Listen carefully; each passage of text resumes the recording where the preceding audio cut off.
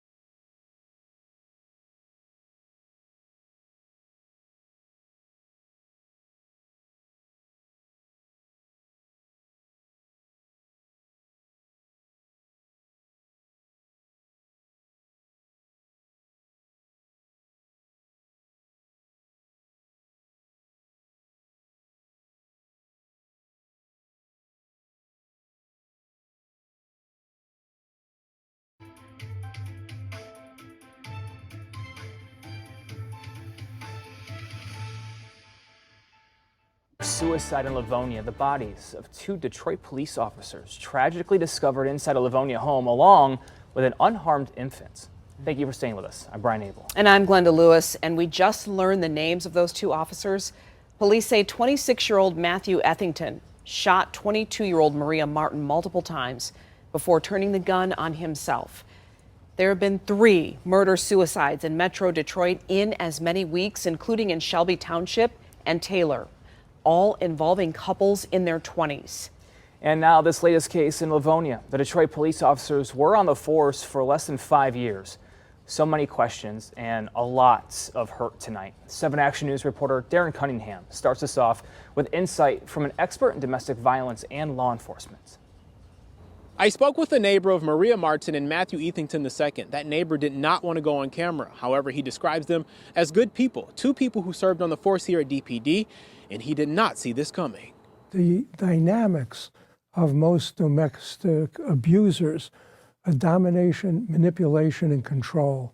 And as long as they can control the other person, the relationship stays intact. Police have not confirmed what led up to the shooting death of Maria Martin at her Livonia condo Sunday. However, they say Matthew Ethington II shot her multiple times, killing her, before turning the gun on himself. A baby was left unharmed. The 22 and 26-year-old were both Detroit police officers, leaving the department stunned. Obviously, very tragic and sad course of events. Dr. Ken Wolf, an expert in incident management, says when someone wants out of a relationship, it becomes a crisis point, which creates risk for the person trying to leave. Because somebody may feel it's such a narcissistic insult, I'm losing control over this other person, the thinking may be, if I can't have her, no one can have her. Wolf recalls another domestic violence case involving 2 Detroit police officers, Officer Patricia Katie Williams and homicide investigator Ed Williams. The detective shot his wife outside the Canton Library back in 2009. When an officer is the perpetrator of violence, Wolf says amongst work colleagues, there's a sadness that someone was so distressed that they hurt someone else. There's also a sense of anger because there's a betrayal. That officer betrayed the badge, betrayed the mission of a police officer, which is to protect and not to harm. So whatever the person's motivations might have been, taking violence against another individual inappropriately is never something you can condone or accept. Darren Cunningham.